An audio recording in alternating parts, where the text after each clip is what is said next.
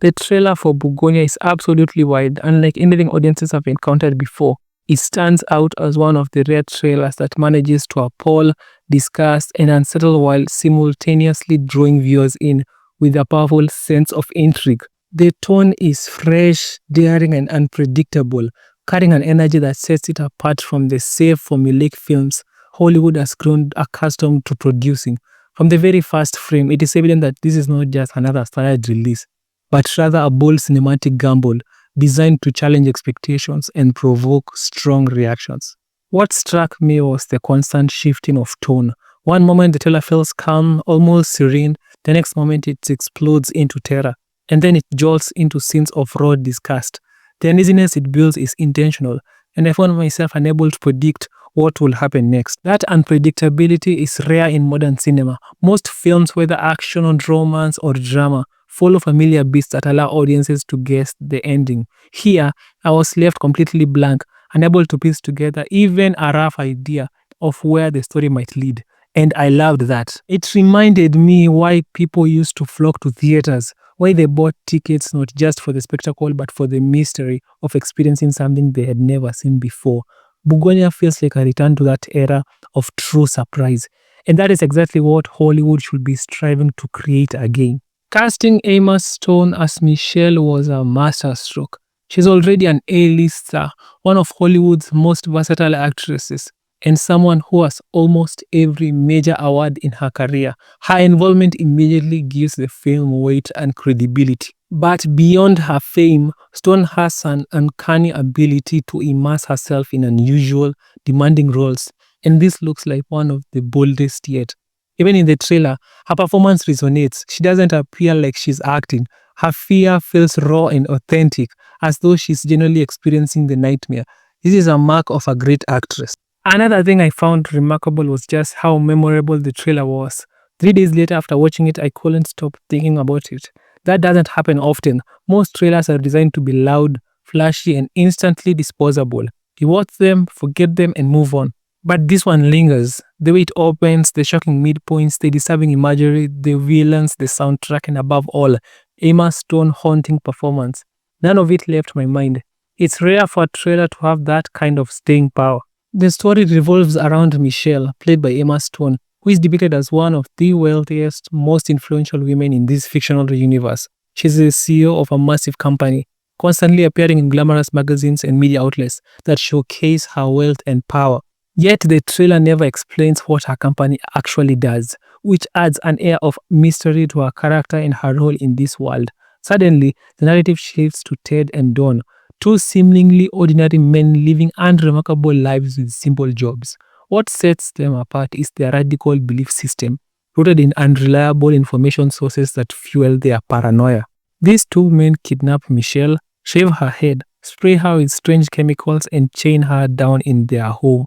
From that point on, she eats, sleeps, and lives at their mercy. The sheer helplessness of her situation is disturbing. Michelle doesn't know who these men are, why they've chosen her, or what she's supposedly done. When she finally demands answers, they deliver their shocking revelation. They believe she's an alien sent from another universe to conquer humanity. Her reaction is both disbelief and horror. Like any rational human being, Michelle has never encountered an alien, but Ted and Dawn are entirely convinced. The terrifying part is their certainty. Michelle realizes that her only chance of survival lies in buying time. She must keep them talking, keep them believing, and stall long enough for the authorities to search for her. Yet the tension is unbearable, because if they sense, even for a moment, that she's deceiving them, she has no idea what horrifying fate awaits her. The trailer craftsmanship also deserves praise, particularly its cinematography. The use of camera angles is not only clever but deeply unsettling. Extreme close-ups, high shots, tilted Dutch angles, all are employed to heighten the unease and disorient the viewer. Director Ed Gein has outdone himself here.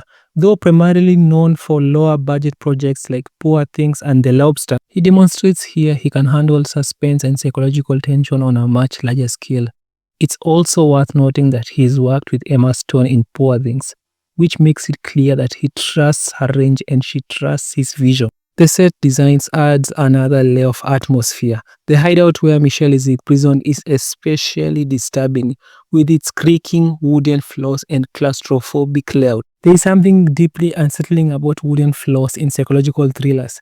They give off an aura of coldness and durability, as though they have been designed to withstand violence. The kidnappers' outfits are another standout detail. Unlike the generic ski mask or black hoods we often see in films, Ted and Dawn's attire is unique, instantly making them more memorable and terrifying. The acting across the board looks phenomenal. Emma Stone doesn't appear to be acting. Her shock when she discovers her shaved head feels painfully real. The kidnappers too come across as convincingly unhinged, unpredictable, and frightening. This isn't a film where average performances could get by. The intensity of the subject matter it requires excellence. And from the trailer, it seems like every actor delivered. The lingering question, of course, is what else happens to Michelle beyond what we see in the trailer. The filmmakers have deliberately left out major details, which makes the curiosity unbearable in the best possible way. The soundtrack was another highlight. Hearing Good Luck Babe by Chapel Roan instantly elevated the trailer. The song's emotional depth and raw energy fit perfectly with the disturbing visuals. It's rare to see a pop song used this effectively in a thriller. In addition, the confirmed inclusion of Green Day's Basket Case and Marlene Dietrich, Where Have All the Flowers Gone, suggests a soundtrack carefully chosen to reflect both the chaos and melancholy. These choices add layers of meaning to the story, making the film not just visually but emotionally rich. Now, as for my prediction, the film could earn between 5 and 10 million, potentially land a Golden Globe and maybe even sneak into the Oscars in one or two categories. Whether Emma Stone walks away with the Best Actress is uncertain, but it's not impossible. The only major setback is the film's marketing. Shockingly, very few people have even heard of it. The studio has done little to promote it on social media, which feels like a huge missed opportunity. And while Emma Stone's bald head is bound to make headlines, the R rating might hurt its box office performance, since it automatically cuts off the family audience. Still, none of that matters to me. Personally, I'm hyped. I'm going to theaters for this film, not because of the box office numbers, but to see a story that dares to be different, a cast that's fully committed, and an actress at the top of her craft. That is the kind of project that restores faith in cinema as an art form. My only burning question is, how will it end? Will Michelle survive until the credits roll? Will the kidnappers prevail? The trailer doesn't say. And that's the beauty of it. Only time and the theater experience will give us the answer.